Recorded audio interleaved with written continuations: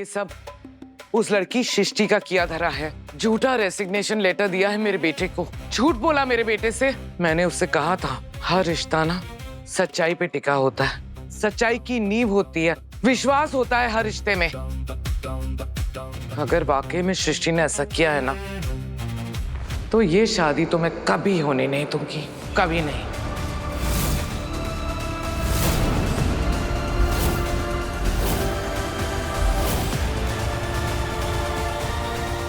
एक मिनट, अगर तुम सृष्टि को कन्फ्रंट करोगी और पता चलेगा कि उसकी कोई गलती नहीं है तो बात बहुत बिगड़ सकती है। तो क्या चाहती हो तुम? मैं उससे बात ना करूं? पूछो ना उससे। अरे नहीं, मैंने ऐसा थोड़ा ही कहा। मैं तो बस इतना ही कहना चाह रही हूँ कि सबूत के साथ जाओ। दिग्विजय ने तुम्हें वो लेटर दिया था ना, वो कहाँ है?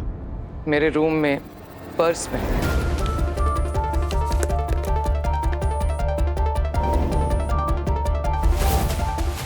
वो साथ लेकर जाओ और उससे पूछो कि क्या उसने ये लेटर दिग्विजय को दिया था।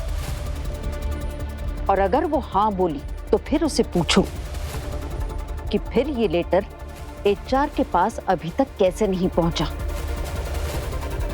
तुम्हारे सवालों में वजन होना चाहिए, तभी उस पर दबाव पड़ेगा। तुम बिल्कुल सही कह रही हो।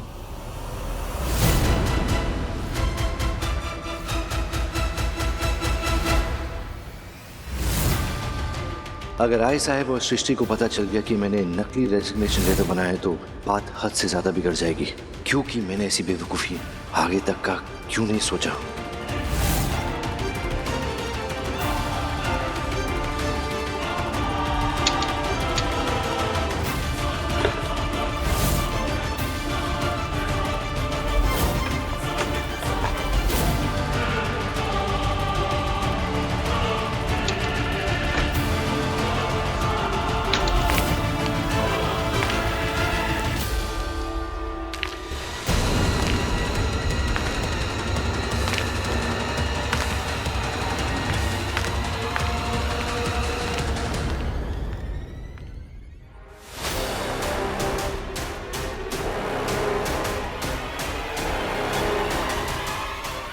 ये मेरी पर्स बाहर कैसे पड़ी है और खुली है? मैं कभी पर्स को बाहर छोड़ती नहीं हूँ। और रेसिग्नेशन लेटर गायब है।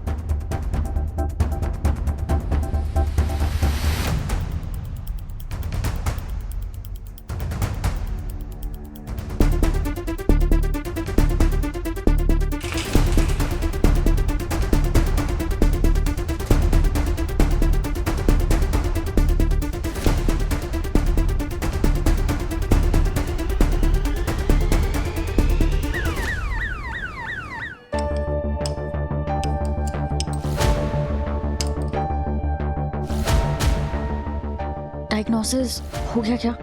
हमने मिस कर दिया क्या? क्या बोला डॉक्टर देव ने? अरे सांस ले लो भाई। डॉक्टर देव ने अभी कुछ नहीं बताया, वो निरीक्षण कर रहे हैं।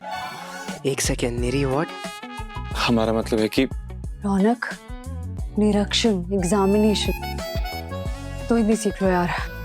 ओह, थैंक यू। कि डॉक्टर उदितांशु बिना पता कि कहाँ से ये नए कठिन शब्द लेके आते हैं। अभिमन्यु, ये वही टूल किट है ना जिससे तुमने अपना गेमिंग पीसी असेंबल किया था? यो। मतलब इसी के बाद तुम्हें ये फील होने लगा कि तुम्हारे अंदर कुछ मैग्नेटिक चीज है, हाँ? That's right. मैं उस रात मदरबोर्ड इंस्टॉल कर रहा था और उसी वक्त ये स्क्रू तुम्हारी बॉडी के साथ चिपकने लगे और बाकी जितनी मेटालिक चीजें थी, हाँ? करेक्ट। एंड आपको कैसे पता डॉक्टर?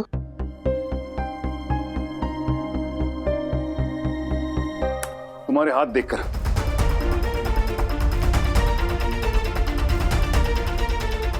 डॉक्टर उदितांशु, अभिमन्यु की हथेली पे तुम कॉटन से थोड़ा आयोडीन लगाओगे प्लीज?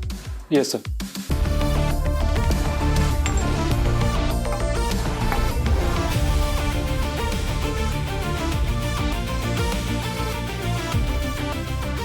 डॉक्टर रौनक, अब उसी सेम सरफेस पे स्टार्च पाउडर लगाओगे प्लीज? Yes doctor.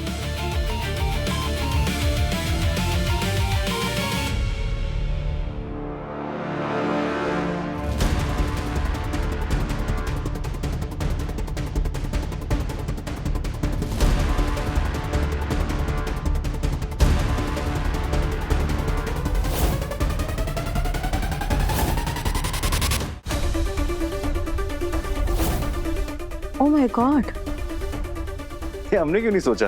क्या नहीं सोचा? ये क्या हो रहा है और क्यों? अच्छा एक बात बताओ, तुम्हारी हथेली पे पसीना हमेशा से आता है? हाँ, बचपन से ही। इनफैक्ट मुझे तो कॉपी के ऊपर भी हैंकरचीफ रखना पड़ता था। जिन लोगों को हद से ज़्यादा पसीना आता है उसे टेस्ट करने के लिए आयोडीन और स्टार्च का पाउडर यूज़ किया जाता है। क्या बात है doctor HOM, I am so impressed. तो प्रीति, हमें भी बताइए ना क्या डायग्नोसिस हो। हम लोग बस यही जानने के लिए भागते भागते आए हैं। Primary palmar hyperhidrosis. बीमारी में प्राइमरी भी है और हाइपर भी। डॉक्टर, मैं ठीक तो हो जाऊंगा ना? नाम सुनकर इतना घबराने की ज़रूरत नहीं है। प्राइमरी पामर हाइपरहाइड्रोसिस में हमारी हथेली पर पसीने की एक कंटिन्यूसली गीली परत बना देते हैं। ये पसीना सक्शन और सरफेस टेंशन पैदा करता है, इसलिए जब हमारे हाथ से कोई भी लोहे की छोटी मोटी चीज छूट जाती है वो हथेली पर चिपक जाती है। तुम जिस माहौल में काम कर रहे थे वहां बहुत ज्यादा स्टैटिक इलेक्ट्रिसिटी जनरेट हो रही थी, इसीलिए तुम्हारे साथ ये सब हो रहा था। लेकिन इसका इलाज है। अगर मैं इसका इलाज करा दूंगा तो मेरी सुपर पावर्स कम हो जाएगी। ये कोई सुपर पावर नहीं है, मैं तुम्हें पहले भी कह चुका हूँ, ये एक मेडिकल कंडीशन है। ओके, हाथ में लगातार नमी रहेगी तो बैक्टीरियल इन्फेक्शन हो सकता है, फंगल इन्फेक्शन हो सकता है और उसकी वजह से प्रॉब्लम हो सकती है। लेकिन अगर करेक्ट दवाइयां खाओगे तो ठीक हो जाएगा। बहुत ज्यादा प्रॉब्लम हो तो इसकी सर्जरी भी हो सकती है, बट ये ठीक हो जाता है। सर, पर हम सबने देखा था कि वो हुडी पे जो चीजें चिपक रही थी वो क्यों हो रहा था फिर? डॉक्टर अबीर सर, ये वो हुडी, इसके अंदर की पाइपिंग और डिजाइन के नीचे ये मैग्नेटिक स्ट्रिप की लाइनिंग है। ये हुडी तो पहले ग्लो करती थी, फिर इसका शायद सिस्टम क्रैश हो गया। सिस्टम तो क्रैश हो गया, लेकिन ये आपकी हुडी को मैग्नेटिक बना के चला गया। ये मेरा फेवरेट हुडी है और मेरी लकी हुडी है और मैं इसे हर रैंडम डेज में पहनता हूँ। और इसी लकी हुडी की वजह से वो चीजें तुम्हारे ऊपर चिपक रही थी। मतलब मुझ में कोई सुपर पावर्स नहीं है, मैं ह्यूमैनिटी की कुछ भी हेल्प नहीं कर पाऊंगा। अभिमन्यु, हर इंसान के अंदर एक सुपर पावर होता है। हमारे अंदर भी सुपर पावर है। ये जो चीजें तुम असेंबल करते हो ये मजाक है क्या? मतलब I think it's a super power. Exactly. अगर तुम अपने इस टैलेंट को यूज करके किसी को मोटिवेट कर सकते हो या फिर एजुकेट कर सकते हो तो करो। या फिर अगर कोई डिप्रेशन में जा रहा है, कुछ ऐसी चीज बनाओ कि वो डिप्रेशन से बाहर आ जाए। या फिर ओल्ड एज वालों के लिए उनकी कॉग्निटिव एबिलिटी को इंप्रूव करने के लिए कोई चीज बनाओ। हर एक सुपर हीरो का एक सुपर पावर होता है कि वो लोगों की मदद करता है बिना किसी सेल्फिश रीजन के। तो मेरे ख्याल से ये क्वालिटी तुम्हारे अंदर है, so you are a super hero. हम इंसानों के पास ऑप्शंस की कमी नहीं होती है, अगर कमी होती है तो साफ नियत की और पक्के इरादों की। और ये दो चीजें जिसके पास होती है ना, बस वही आगे जाके पूरा काम कर सकता है और इसी को सुपर पावर कहते हैं। यही है असली super power. Thank you doctor.